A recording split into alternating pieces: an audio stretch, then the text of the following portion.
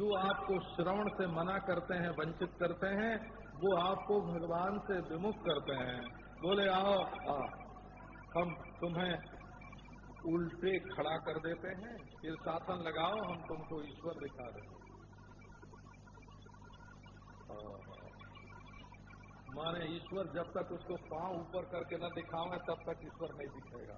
यही मतलब हुआ ना कि सातवें आसमान की ओर पांव उठावे, है ना, ईश्वर की ओर जब पांव करेंगे तब ईश्वर कहेगा भाई हम तुम्हारे पांव की ओर नहीं रहेंगे, आंख के सामने आते हैं, लो आंख के पास आते हैं। अरे कसरत शरीर को ठीक करने के लिए होती है, कसरत ईश्वर को खुश करने के लिए नहीं होती। तो नारायण बहनी मध्य स्मरेद रूपम ममैतद ध्यान मंगलम। देखो बहनी से वेद का कर्मकांड आ गया और रूप आ गया आधिदैविक और ध्यान मंगल हो गया आध्यात्मिक। त्रिविध उन्नति आपकी होगी। मंगल शब्द का अर्थ तो आप जानते ही हैं ना। आजकल जिसको प्रगति बोला जाता है देसी भाषा में, हिंदी में, गुजराती में, मराठी में, प्रगति प्रगति, उसी को संस्कृत में बोलते हैं मंगल। मगी गतौ मंगति, जिससे हम आगे बढ़ें उसका नाम मंगल है। तो फावड़ा चलाने से आगे बढ़ेंगे, कैसे? खेती ज्यादा होगी। कपड़ा का उत्पादन करके हम आगे बढ़ेंगे कि निर्यात ज्यादा करेंगे, हैं? प्रगतिशील बन रहे हैं ना। लेकिन आप अपने दिल में, अपने दिमाग में प्रगतिशील कैसे बनेंगे कि जब अपने हृदय के भाव कमल पर आप भगवान के ध्यान मंगल रूप का स्मरण करेंगे। वो भगवान का रूप कैसा? असल में आप रूप पर भी मत जाइए। सोने का रूप कैसा, आकार कैसा सोने का? आप लोग इतने बड़े बड़े विद्वान हैं, जरा सोने की आकृति बताइए कैसी होती है। कोई स्त्री अपना कंगन दिखा दे कि ये सोने की आकृति है, तो कोई हार दिखा दे कि ये सोने की आकृति है, कोई अंगूठी दिखा दे कि ये सोने की आकृति है। तो कौन सी आकृति है? सोने की आकृति कौन सी है? असल में आकृति चाहे कोई भी हो, पर जहां स्वर्ण की पहचान है, वहां स्वर्ण की उपलब्धि का सुख है। आप किस आकृति में पहचानना चाहते हैं? हमने एक गांव के पंडित से कथा सुनी थी। हमारे अच्छे वक्ता होते थे। गांव के पंडित ने क्या कथा सुनाई? एक गंवारू शिष्य था, तो गुरु जी ने उसको कह दिया कि भगवान का नाम लो, ध्यान करो। वो बेचारा नाम लेता था, ध्यान करता था। तो रोज रोज आके पूछे कि महाराज भगवान कैसे होते हैं, हम आवेंगे तो हम भगवान को कैसे पहचानेंगे। अब वो न पूजा करने दे गुरु जी को, न ध्यान करने दे, न शांति से बैठने दे कि हमको तो बताओ भगवान कैसे होते हैं, भगवान कैसे होते हैं। अरे बोले बाबा जो तू ध्यान करता है वैसे ही होते हैं। बोले नहीं महाराज, हमको तो सच्ची सच्ची बता दो भगवान कैसे होते हैं, सच्ची सच्ची बता। तो गुरु जी झुंझला गए, बोले कि ये जो बकरा है ना जैसा, बिल्कुल ऐसे ही भगवान होते हैं। बकरा जानते हैं आप? बकरा, छाग, संस्कृत में छाग, बकरा। तो चेले ने कहा ओहो गुरु जी ने बकरा सरीखा भगवान बताए तो कोई दुनिया में जानता ही नहीं है ना। सब लोग तो कहते हैं निराकार होते हैं, चतुर्भुज होते हैं, फलाना होते हैं, ठिकाना होते हैं, बकरा सरीखे भगवान होते हैं कि ये बात तो किसी को मालूम ही नहीं है। तो महाराज जाकर बैठ गया एकांत में और ध्यान करे, भगवान का नाम ले और ध्यान करे। तो भगवान को बड़ा अजीब तरीका लगा। वो अपना शंख चक्र गदा पद्म धारण करके पीताम्बर वीताम्बर खूब मजे में ओढ़ के, है ना, श्रृंगार करके मेकअप करके वो सब मुकुट उकुट लगा के, है ना, कुंडल उंडल पहन के भगवान बड़े प्रेम से आए और बोले, भगत देखो हम तुमको दर्शन देने के लिए आए। देखा, बोले महाराज आप कौन हैं? बोले मैं भगवान हूं। तो बोले कि ना महाराज, हमारे गुरु जी ने कहा है कि भगवान बकरा तरीके से, और तुम तो बड़े मलूक बन के आए हो, बड़े सुंदर हैं, हम नहीं मान सकते। तो भगवान ने कहा, अरे बाबा हम ही भगवान है, मान ले। बोले नहीं, आप बकरे तरीके बन जाओ तब हम मान सकते हैं। तो भगवान ने कहा, अच्छा भाई लो बकरा बन जाते हैं। तो बकरा बन के भगवान खड़े हो गए, बिल्कुल खड़े हो गए। दोनों अगले पांव जो हैं वो उठा के और वरदान देने के लिए एक नीचे एक ऊपर, बिल्कुल बकरे की तरह। उसने कहा कि अब भी महाराज हमको थोड़ी बहुत शंका होती है कि आप भगवान हैं कि नहीं हैं। तो बकरे के रूप में भगवान बोले कि भाई और जो कुछ करना चाहे, बकरा तो बना लिया, और जो कुछ करना चाहे तो कर ले। बोले कि हमारे गुरु जी के पास चलो, वो पहचान लेंगे और वो कह देंगे कि ये भगवान है तो मैं मान लूंगा। तो उन्होंने कहा तू आगे आगे चल, मैं पीछे पीछे चलता हूँ। वो बोला कि नहीं महाराज, मैं जाऊं और तुम भाग जाओ तो क्या होगा? कहा तो भाई तेरी जो मौज हो सो कर ले। बोले कान पकड़ाओ अपना, है ना। तो अब महाराज बकरा भगवान का कान पकड़ के गुरु जी के पास ले गया और बोला, गुरु जी महाराज देखो ये भगवान आए हैं, पहचानो ये हैं भगवान के नहीं है। गुरु जी ने कहा कि ये तो बकरा दिखता है, तो आप ही ने तो बताया था कि भगवान बकरा तरीका है। अब गुरु जी देखें बकरा और चेला देखे भगवान। तो चेले ने भगवान से प्रार्थना की कि हे बकरा भगवान, ऐसा कुछ करो कि हमारे गुरु जी को विश्वास हो जाए कि तुम भगवान हो। तो फिर चतुर्भुज रूप से प्रकट हुए कि देखो मैं भगवान हूँ। तो गुरु जी को चतुर्भुज दिखे और चेला जी को बकरा दिखे। तब गुरु जी ने पास किया कि हाँ ये भगवान है, बोला। तो भगवान की आकृति कौन सी होती है? ये मैंने गांव के किसी पंडित कथावाचक से बात सुनी थी। अब आप ये मत पूछना कि ये किस वेद में किस पुराण में लिखी हुई है। तो असल में सोने की आकृति क्या है? क्या सिल्ली है? क्या सिल्ली भी नहीं है? क्या कण है? क्या नहीं? तब क्या गलाया हुआ द्रव है सोने की आकृति का? वो भी नहीं है। अरे स्वर्ण तो एक धातु है भाई, उसमें आकृति का आरोप किया जाता है। तो आप अपने हृदय में, हृदय के कमल पर भगवान का ध्यान कीजिए। सूर्य माने दृष्टि और चंद्रमा माने मन प्रेम, और वाक अग्नि, अग्नि माने वाक, वाक माने भगवान का नाम। अपने हृदय में प्रकाश और ज्ञान और प्रेम के साथ, महात्म्य ज्ञान और प्रीति के साथ भगवान के नाम का उच्चारण कीजिए। सूर्य माने महात्म्य का ज्ञान, और चंद्रमा माने प्रीति, और अग्नि माने भगवान का नाम। ये सारे पाप को ध्वस्त कर देगा। नाम लीजिए और देखिए आपके हृदय में भगवान कैसे हैं। तो समम प्रशांतम सुमुखम दीर्घचारु चतुर्भुजम, समम प्रशांतम सुमुखम दीर्घचारु चतुर्भुजम। भगवान कैसे हैं? कि सम है।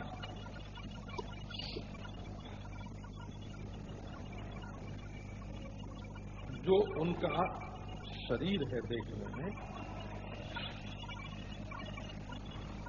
एक पांव बड़ा एक पांव छोटा ऐसे नहीं है, बोला सम है। एक हाथ लंबा एक हाथ। आप ध्यान कभी करते होंगे तो ये मजा आपको आया होगा बोला, और नहीं करते होंगे तो बाबा बांझ की जान प्रसूति के पीरा। बांझ स्त्री को क्या पता चले कि बच्चा होने में कितनी तकलीफ होती है। तो ये भगवान का ध्यान करने में क्या क्या सामने आता है? जब ध्यान करने लगते हैं तो एक उंगली लंबी हो जाती है, एक छोटी हो जाती है। उंगलियों का ध्यान करो। कानों की तरफ दृष्टि जाए तो एक बड़ा एक छोटा, एक गोरा एक काला हो जाएगा।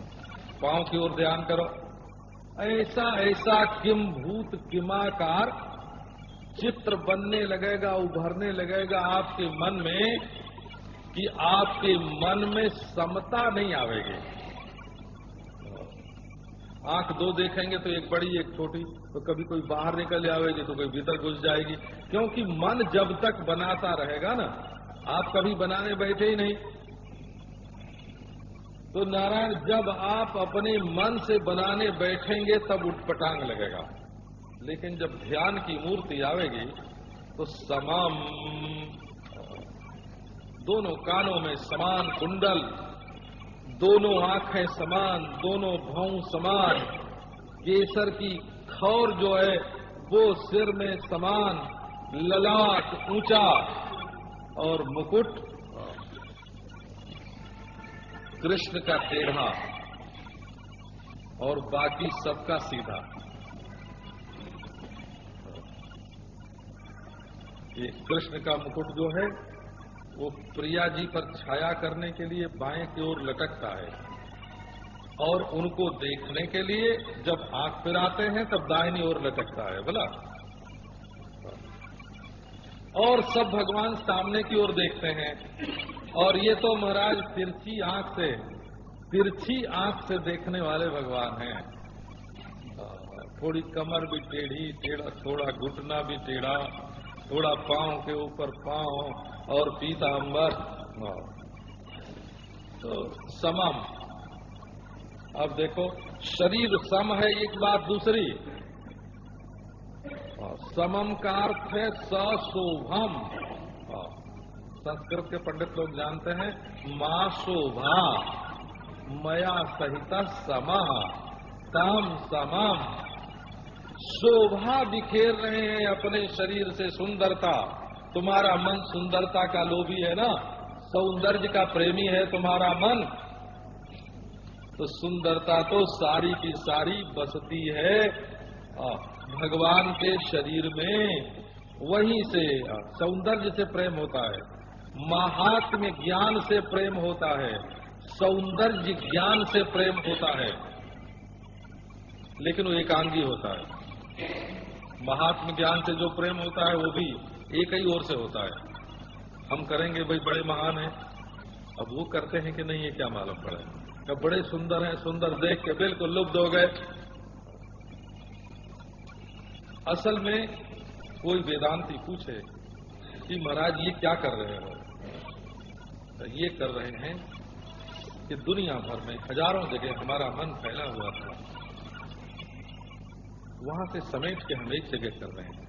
एक कुमारी कन्या है, और जब कॉलेज से लड़के निकलने लगते हैं तो दरवाजे पर खड़ी हो जाती है और 1000 लड़कों को देखती है, का ये अच्छा है, ये अच्छा है, ये अच्छा है, ये अच्छा है ना। ये स्थिति अच्छी है कि एक को निश्चय कर लिया कि हाँ ये हमारा प्यारा है, हमसे प्रेम करता है, और उसको गले में माला पहना दी। आप दोनों स्थिति में से कौन सी अच्छी समझते हैं? तो ये हजारों को बरमाला पहनाता हुआ जो आपका मन है, उसकी जगह एक को आप बरमाला पहना देते हैं, इसका नाम ध्यान होता है, इसका नाम ध्यान होता है। तो आओ समम, समम माने सुंदरता के खजाने, समम माने बड़ा सुडौल शरीर, और समम माने अपनी पहचान करा देने वाले। मां प्रमा हो, मां प्रमा, मां लक्ष्मी। समम माने उनके वक्षस्थल पर लक्ष्मी है, समम माने उनके शरीर से शोभा फैल रही है, समम माने सारे अंग सुडौल, और समम माने अपनी पहचान बता रहे हैं। रख लिया अपने हृदय पर हाथ, अरे भगवान ये तुम अपने हृदय पर हाथ काहे तो रखते हो, क्या जरा देख लो इधर, बाईं ओर श्रीवत्स का चिन्ह है ना हमारे, मैं भगवान हूँ। समम अपनी पहचान बताते हैं, कहिए देखो भृगुपाद चिन्ह है ना, दाहिने भृगुपाद चिन्ह है ना, कब मैं भगवान हूँ। दाहिनी ओर भृगु के पाद का चिन्ह है वो, और बाईं ओर श्रीवत्स का चिन्ह है। समम, समम का अर्थ है अपनी पहचान बता रहे हैं। देखो देखो है ना, ये माँ प्रमा लिए हुए आए हैं, लो प्रमाण, ये मैं हूँ। समम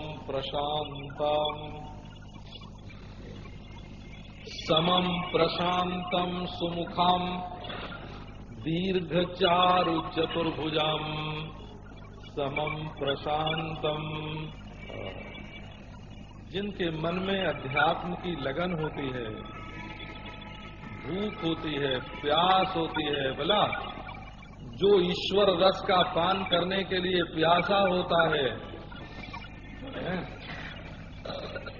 ईश्वर के बिना जिसको तुष्टि पुष्टि मिलती ही नहीं है, जिसको क्षण क्षण काटता है, ऐसे ही जन्म समूह सिराने प्राणनाथ रघुनाथ सो पति तजी सेवत पुरुष पिराने। ऐसी जन्म समूह सिराने, जिसके मन में व्याकुलता होती है, जन्म जन्म ऐसे ही बीत गए, जुग जुग बीत गए, जन्म जन्म बीत गए, क्षण क्षण बीत रहा है। और ये अंतरात्मा, इसके जो सच्चे पति हैं, जो सच्चे स्वामी हैं, जो सच्चे स्वरूप हैं, है ना, जो सच्चा अपना आत्मा है, दुनिया को पाया और अपने आप को नहीं पाया, इसके लिए जिसके हृदय में व्याकुलता होती है, वो इस रास्ते में चलता है। महाराज ये भोगी लोग, ये बिलासी लोग, कामुक सेठ नहीं कथा सुनता है। करे सेठ भाई पैसे की बात सुनेगा कि भगवान की कथा सुनेगा? न नटा, न बीटा, न गायका। करे अमुक अधिकारी हैं, मिनिस्टर साहब हैं, वो कथा उनको प्यारी नहीं लगती है, तो हम काहे को जाएं? तो भाई उनको भी भगवान की भूख प्यास नहीं है, तुमको भी भगवान की भूख प्यास नहीं है। वो अपने रंग राग में वे मगन हैं और उनके पीछे पीछे उनकी पूंछ, तुम भी उसी के साथ चलते हो। ये विभाग दूसरा है, ये भोगी लोगों का, ये धनी लोगों का, ये ऊंची कुर्सी वालों का। एक ने हमको बताया, ये चुनाव चिन्ह का जब झगड़ा हो गया था ना, तो एक ने कहा कि महाराज हमारा मन होता है कि हम सुझाव दे दें चिन्ह बनाने के लिए।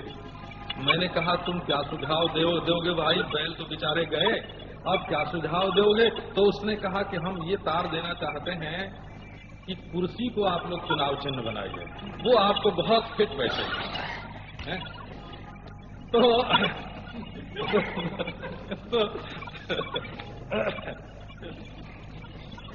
अब आज का आदमी बैल को नहीं चाहता है, वो कुर्सी को चाहता है ना। तो आज के धनी, आज के मिनिस्टर, आज के, है ना, ये सेठ साहूकार, ये लोग ईश्वर को नहीं चाहते हैं, ये तो भोग को चाहते हैं, ये धन को चाहते हैं, ये ईश्वर को चाहते हैं, ये कुर्सी को चाहते हैं। अब कोई उनको दिखा के कहे कि महाराज ये तो भागवत को पसंद नहीं करते हैं, तो हम भागवत कैसे सुने?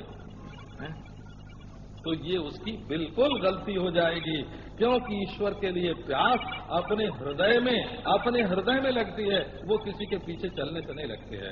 आओ आपको भागवत का ध्यान सुना मैं, ध्यान। नारायण। समम प्रशांतम सुमुखम दीर्घचारु चतुर्भुजम। मुख का ध्यान और भुजा का ध्यान अद्भुत है। आपको ऐसा नहीं समझना। आप मुख का अर्थ, आपने अपनी ज्ञानेंद्रियों को यहाँ बंद किया था, बाहर नहीं देखे, और अपने कर्मेंद्रियों को यहाँ बंद किया था। तो जब आपने अपने पांव को बंद किया और अपने हाथ को बांध दिया और अपनी आंख को बंद किया और अपनी जीभ को जब आपने बंद किया, तब आपने देखा कि आपने जब अपनी इंद्रियों को बंद कर दिया तो आपके भीतर स्वयं भगवान ही इंद्रिय वाले होकर प्रकट हो गए हैं। तो सुमुखम से ज्ञानेंद्रियों की प्रधानता और दीर्घ चारु चतुर्भुजम से कर्मेंद्रियों की प्रधानता। हाँ, आपने हाथ दो बांध दिए तो भगवान ने चार हाथ भीतर प्रकट कर दिए। आपने बाहर अपना मुंह बंद किया तो भीतर भगवान ने बड़ा सुंदर मुस्कुराता हुआ, प्रेम भरी चितवन से देखता हुआ, मंद मंद मुस्कुराता हुआ, अनुग्रह भरी भौहें और वो उन्नत ललाट और वो केसर की खौर और वो मोर मुकुट नारायण का उन्होंने भीतर प्रकट कर दिया। असल में आप ये नहीं हैं जो अपने को आप जानते हैं इंद्रियों वाला, वे आप नहीं हैं। असल में आप वे हैं जो आपके भीतर से निकलता है। अच्छा, अब फिर सराहेंगे।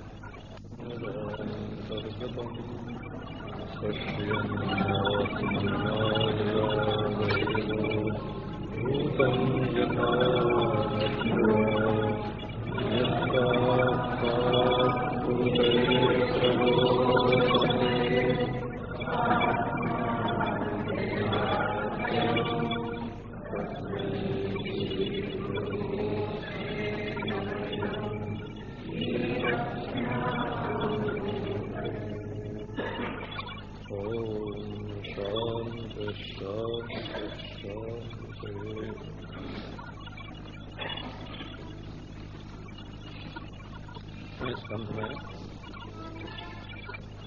ध्यान कैसे करना ये बात बताएगी।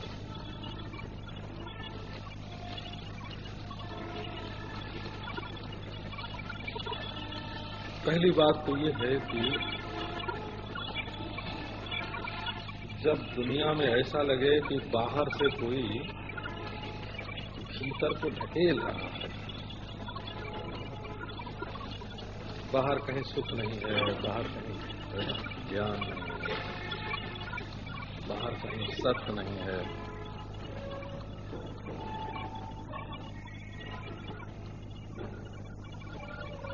थोड़ी देर के लिए सही भीतर हो जाना आवश्यक है। यदि बाहर की वस्तुएं आपको सताती नहीं हैं और बाहर के लोग आपके दिमाग पर बोझ नहीं बन रहे हैं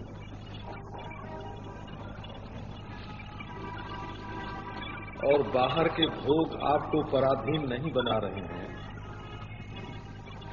तो आप ध्यान करने के लिए बैठेंगे तब भी बारंबार बाहर के भोगों में, व्यक्तियों में, वस्तुओं में आपका मन जाता रहेगा।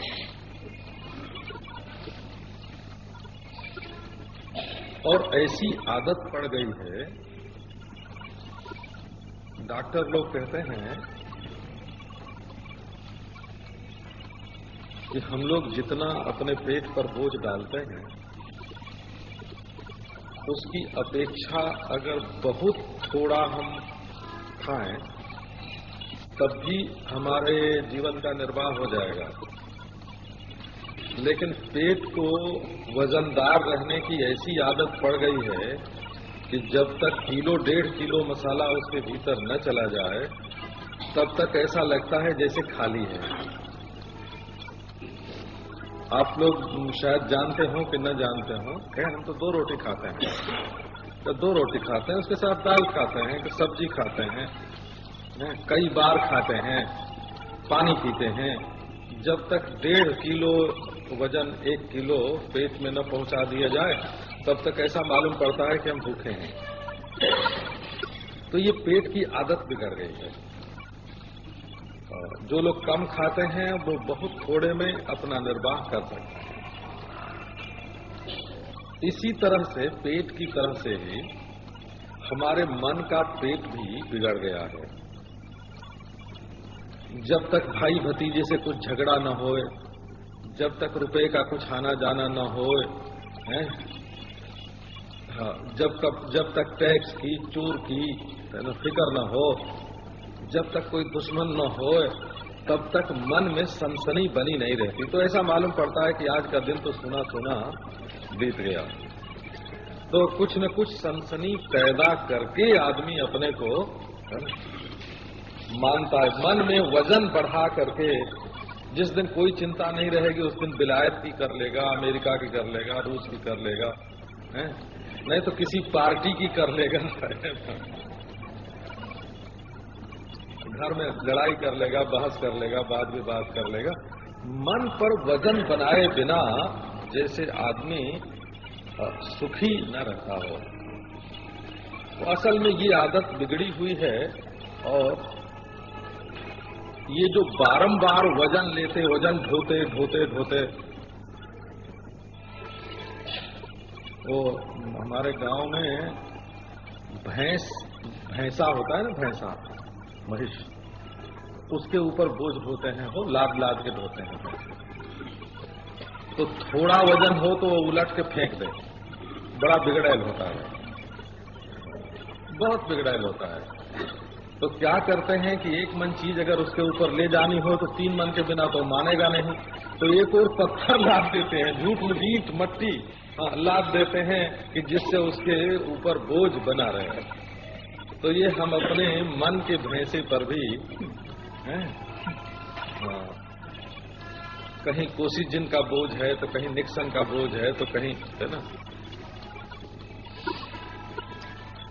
2 आदमियों का झगड़ा तो निपटा नहीं सकते, 2 पार्टियों का झगड़ा तो निपटा नहीं सकते, और सारे देश और सारी दुनिया के बोझ को अपने दिमाग पर लादने की कोशिश करते हैं। तो ये असल में आदत ही बिगड़ गई है। तो आप इस बात को समझिए और मन को बिना वजन रखने की आदत डालिए कि उसके ऊपर न बेटे का भार हो, न बेटी का भार हो, न धन का भार हो। अरे सबके प्रारब्ध हैं, सबके साथ ईश्वर है, सबकी प्रकृति है। अपने मन को झूठ मूठ वजनदार बना के, है ना, क्यों दबाना, क्यों पीसना। तो जब बाहर की बातों को सोचने में कष्ट मालूम पड़ने लगता है, देखो ध्यान की मांग कहां से आती है। व्यापारे खिद्यते यस्तु निमेषो निमेषयोरपि तस्यालस्य धुरीणस्य सुखम नान्यस्य कस्कर ही चेत।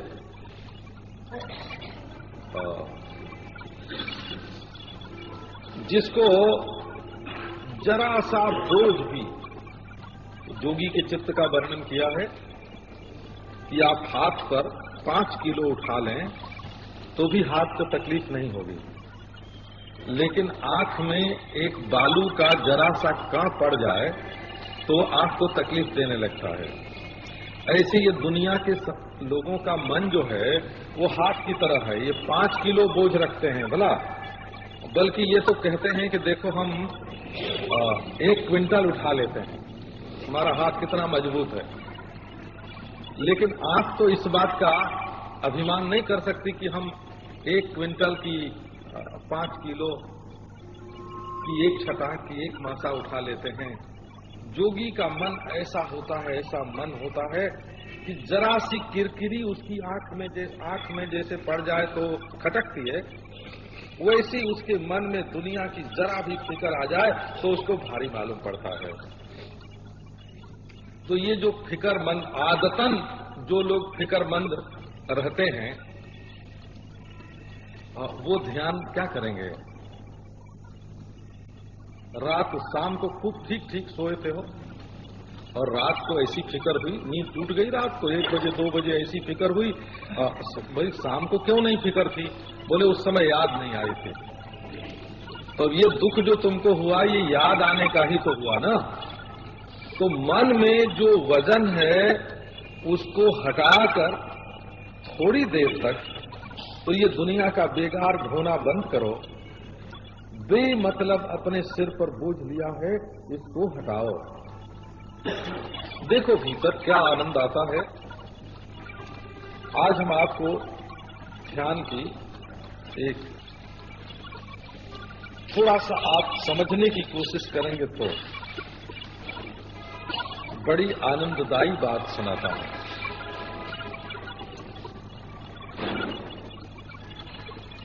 आपके पेट में भगवान है कि भगवान के पेट में आप हैं, ये कभी आपने विचार किया है?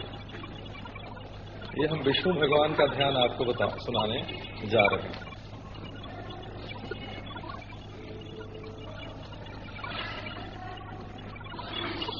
जब राम भगवान प्रकट हुए तो तुलसीदास जी ने वर्णन किया कि जाके रोम रोम ब्रह्मंडा।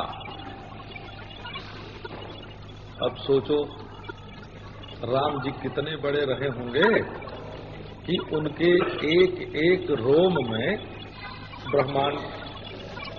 महानारायणोपनिषद में तो ऐसे वर्णन आया है नारायण का, अब आप लोग तो सभा में बैठ के ही ध्यान कर लेना चाहते हैं ना, तो क्या करें, मजबूरी है।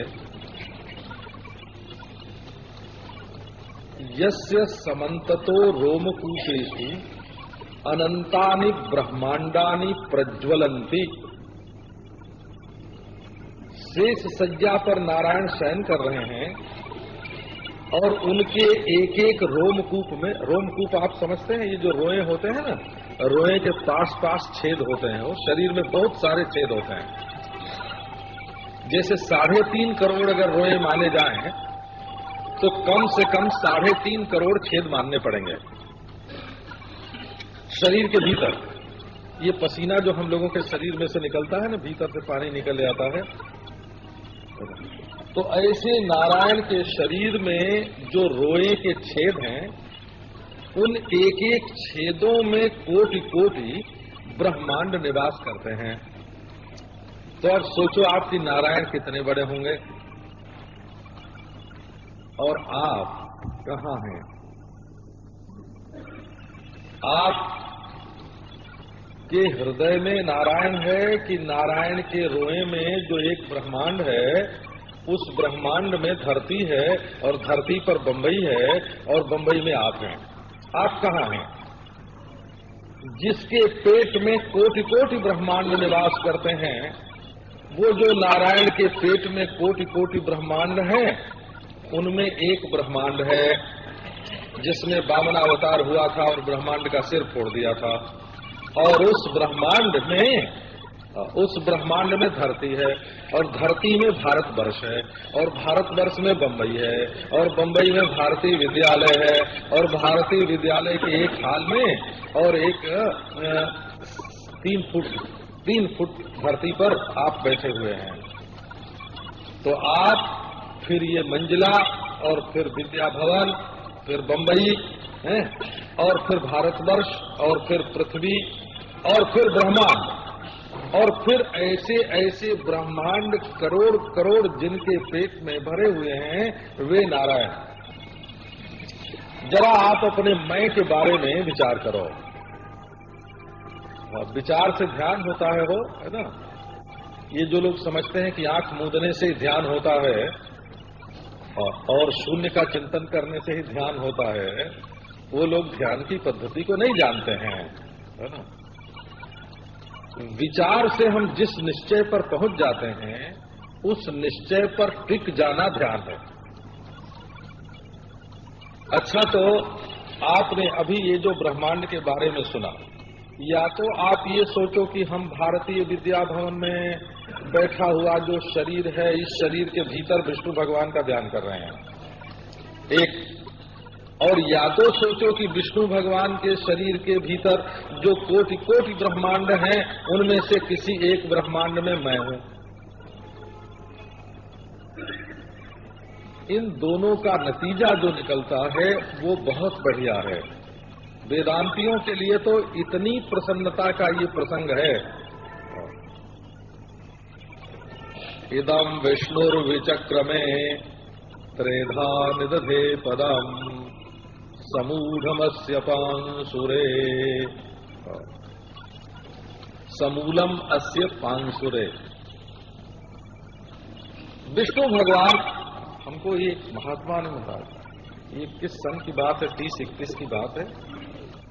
मैं कर्णवास में था। उन महात्मा ने जब हमको समझाया कि ये स्थूल सृष्टि में जो चेतन है उसका नाम शिव है, और सूक्ष्म सृष्टि में जो चेतन है उसका नाम ब्रह्मा, और कारण सृष्टि में जो चेतन है उसका नाम विष्णु है। और अनंत का चिंतन करके कार्य सृष्टि, स्थूल सृष्टि, सूक्ष्म सृष्टि और कारण सृष्टि का निषेध, अपवाद, माने उसको बट्टे हाथे में फेंक देने पर जो शुद्ध चेतन है तो ब्रह्म है ना। और ये जो मैं जो हो रहा है, इस मैं के माने वही शुद्ध चेतन। उस दिन हमको ऐसा आनंद छलका था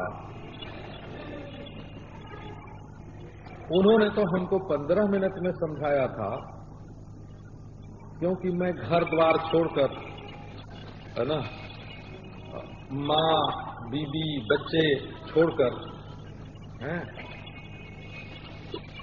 और अपने कपड़े लत्ते खाट पाट सब छोड़कर, है ना, अपने हाथ से रोटी ठोकता और खाता था और उनके पास रहता था। तो जिस दिन हमको ये बात बताई गई उस दिन इतना आनंद आया, इतना आनंद आया। आप लोग महाराज अपने घर में आनंद करते होंगे, एयर कंडीशन में रहते होंगे, बढ़िया फर्नीचर होगा, खान पान भाई भतीजे में आपको कोई बाधा नहीं है। हम सुनाते हैं आपको, तो आप इसको कान से बाहर फेंक सकते हो। जिस दिन हमको किसी महात्मा ने ये बात समझाई थी कि यदि मैं के भीतर विष्णु है तो भी मैं बड़ा हो गया विष्णु से, हमारा घेरा बड़ा है, हमारे घेरे के अंदर विष्णु है, विष्णु के घेरे में ब्रह्मा है, ब्रह्मा के घेरे में रुद्र है, और कोटि कोटि ब्रह्मांड जिसके रोम रोम में है वो विष्णु हमारे हृदय में। जरा सोचो तो मैं क्या। और यदि ये सोचते हो कि हम विष्णु के भीतर ब्रह्मांड और ब्रह्मांडों में से एक ब्रह्मांड और उसमें धरती और उसमें एक नन्ना मुन्ना ये मैं, तो तुम्हारा अहम भाव कैसा टूट जाता है। या तो तुमको विशाल बना के अहम भाव तोड़ देता है ये ध्यान, और या तो तुमको नन्हा सा बना के अणु बना के और तुम्हारे अभिमान को तोड़ देता है ये ध्यान। ध्यान हर हालत में तुम्हारे अभिमान की ग्रंथि को तोड़ देता है। अरे आपके भीतर चाहे 5-700 ग्रंथि हो और चाहे 5-7 हजार हो, चाहे 5-7 लाख हो, गांठें तो पड़ी हैं, जितनी चीजें मिलती हैं वो सब तुमको गठियाती तो जाती हैं। जो प्यारा मिलता है सो गांठ लगा देता है एक, जो दुश्मन मिलता है सो गांठ लगाता है एक, और तुम्हारे मन में गांठ पर गांठ, गांठ पर गांठ, गांठ पर गांठ डालता तो जाता है ना। ये ध्यान की ऐसी दिया सलाई है महाराज, इसमें से एक ज्योति, एक चिंगारी निकलती है और कोटि कोटि गांठों को एक साथ भस्म कर देते हैं। आओ आपको ध्यानामृत में सराबोर कर दें, ध्यानामृत में सराबोर कर दें, ध्यान की सुगंध से तर कर दें, ध्यान के रस में डुबो दें, ध्यान के सौंदर्य में आपको विह्वल कर दें। ध्यान का स्पर्श आपको दुनिया का विस्मरण करा दे, और ध्यान का संगीत, ध्यान की बंसी आपको परमानंद के नाद में मग्न कर दे। तो ये ध्यान कोई साधारण वस्तु नहीं है। और ये जो दुनिया के पीछे भटकने वाले लोग हैं, इनको ध्यान की कभी एक बूंद नहीं मिली है। एक फुहिया बूंद नहीं हो, बूंद का 100वां हिस्सा सीकर बोलते हैं संस्कृत भाषा में, उसके लिए सीकर है, विप्रुट सीकर। एक फुहिया उन लोगों को नहीं मिली है ध्यान के रस की। ध्यानाभ्यास रसेन च त्रिधा प्रकल्पयन प्रज्ञाम लभते योगमुत्तराम। ध्यानाभ्यास का जिसको रस आ जाएगा वो बाहर की बात के लिए व्याकुल भी नहीं हो सकता, और बाहर की बात उसको खींच भी नहीं सकती। ये ध्यानामृत का रस। तो आप विष्णु में हो कि विष्णु आप में है। यदि आप चेतन का अनुसंधान करोगे तो मैं निकल जाएगा, न उनमें तुम न तुम में वो, एक रह जाएगा। और यदि चेतन का अनुसंधान नहीं करोगे तो देखो कैसा स्रोत बह रहा है अखंड। क्या है ये? भगवान विष्णु के जो आभूषण हैं, इनका वर्णन है भागवत में। बोला आभूषण। तो आप आओ, पहले आपके हृदय में जो विष्णु रहते हैं उनका वर्णन। विष्णु के हृदय में आप और आपके हृदय में विष्णु। शिवस्य हृदयम विष्णु, विष्णोस्तु हृदयम शिवा। शिव के हृदय का नाम विष्णु है और विष्णु के हृदय का नाम शिव है, और दोनों हैं जीव के हृदय में है। और जीव का स्वरूप अद्वय है, प्रत्यक्ष चैतन्य। ये पौराणिक भाषा को भी समझने के लिए जरूरत पड़ती है। तो आओ आपको आभूषण सुनावें, विष्णु भगवान का आभूषण। तो आभूषण जो भगवान के अंग में है वो द्रव्यवत है, वो द्रव्यवत। ये क्या है? जल तत्व जो है ना, वही भगवान के हाथ में शंख है, और तेजस तत्व जो है वो सुदर्शन चक्र है। बोला सुदर्शन चक्र है। अब देखो, वायु तत्व जो है वो कौमुद की गदा में है, और दिक् तत्व भगवान के कान में है, और सांख्य और योग का आभूषण है, और त्रिगुणमयी माया बनमाला होकर उनके गले में लटकती है। ये वर्णन है श्रीमद् भागवत में। बोला तो द्रव्यवत है आभूषण, और भगवान की जो क्रिया है, कर्म जो करते हैं, ओ हाथ बड़ी दूर तक लंबा हाथ। एक भक्त दुख के समुद्र में डूब रहा है, और उधर लक्ष्मी जी पांव पकड़े हुए हैं, उठने नहीं देती हैं। वो तो महाराज दोनों पांव अपनी जांघ पर लेकर के बैठते हैं। लक्ष्मी जी विष्णु भगवान के दोनों पांव अपनी जांघ पर लेकर बैठते हैं। भगवान का दाहिना पांव लक्ष्मी जी की बाईं जांघ पर, और भगवान का बायां पांव लक्ष्मी जी की दाहिनी जांघ पर, और उठने नहीं देती हैं, संवाहन करती हैं। और भगवान मंद मंद मुस्कुराते हैं। जब लक्ष्मी जी चरणारविंद के सौंदर्य को देखने में मग्न हो जाती हैं, तो भगवान के इतने लंबे हाथ हैं कि दुख के समुद्र में डूबते हुए जीव को कब वो तुरंत पकड़ करके उठा लेते हैं। इतने लंबे हाथ हैं। आपको दोनों तरफ से मैं सुनाऊंगा। क्षीर सागर के विष्णु एक, और शेष सज्जा पर शयन करने वाले विष्णु दो। तो ये जो क्रिया है भगवान की, वो फुहिया के समान है। भगवान एक अमृत के समुद्र हैं, अमृत के समुद्र, और उनमें शंख चक्र गदा पद्म आदि जो हैं, मुकुट आदि जो हैं, वो तो द्रव्यवत हैं, जैसे कोई चीज समुद्र में बह रही हो। और नारायण ये जो उनकी क्रियाकलाप है, कि ये जैसे उसमें फुहिया उठ रही हो। और जो तरंग है उस ध्यानामृत समुद्र की तरंग क्या है? कब भगवान के अंग की चेष्टाएं, उनकी आंखों का हिलना, भौहों का मटकना, ठुड्डी का हिलना, होठों पर मुस्कान आना। आप अपने मन को जमाओ तो ये आकृति क्या है? ध्यानामृत समुद्र की एक नृत्य, एक भावना, एक कल्पना है। ध्यानामृत समुद्र की एक कल्पना। ये अमृतमय भगवान का शरीर, अमृतमय भगवान का शरीर, वो शेष सज्जा पर शयन करता है। जब सारी सृष्टि का प्रलय हो जाता है, चाहे वो सुषुप्ति में हो जाए, चाहे ध्यान में हो जाए, चाहे महाप्रलय के समय हो जाए, जब नाम रूपात्मक सृष्टि दिखाई नहीं पड़ती है, तो इनका जो शेष बीज है, शेष उसी को बोलते हैं शेष, बाकी बचा हुआ सत में जो संस्कार है, शक्ति है, वो शेष है। उसमें ये चेतन स्वरूप भगवान शयन करते हैं। तो आओ, समम प्रशांतम सुमुखम दीर्घ चारु चतुर्भुजम, समम प्रशांतम सुमुखम। भगवान का ध्यान करना। तो पहली बात ये बताई कि आपके मन को सम बनाना है, इसलिए भगवान के शरीर को भी सम रूप में देखना।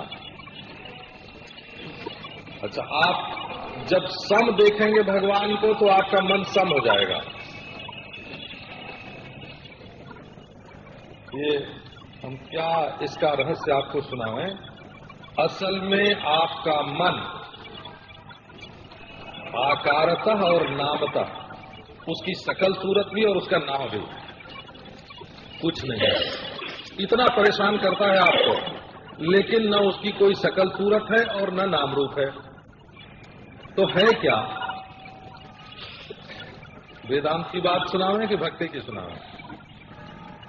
असल में जो दिखता है, जैसी सकल मन में जब दिखती है तब मन की वही सकल है, और जो नाम मन में जब सूझता है तब मन का वही नाम है।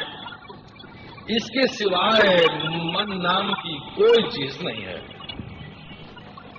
अब आपको वेदांत से मिलाना हो तो वेदांत से मिला लो, भक्ति से मिलाना हो तो भक्ति से मिला लो, और इतनी सुगम चुटकी बजाते आपका ध्यान लग जाए।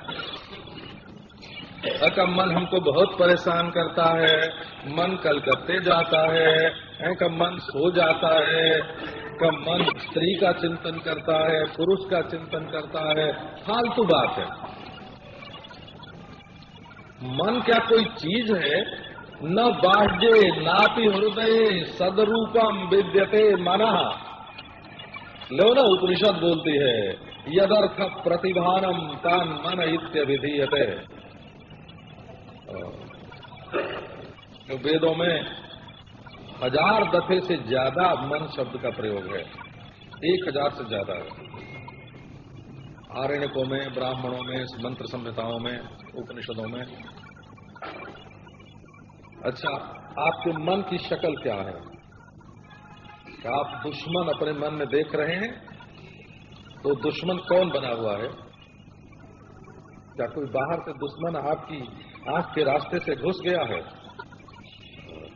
एक महात्मा ने हमको वो डांटा है ना, मेरे आंख के रास्ते अगर दुश्मन घुसेगा तो आंख फूट नहीं जाएगी, बची रहेगी। बेवकूफ कहता है हमको दुश्मन ही दुश्मन दिखाई पड़ता है, दुश्मन ही दुश्मन दिखाई पड़ता है। वो कहाँ है? बाहर है कि भीतर है?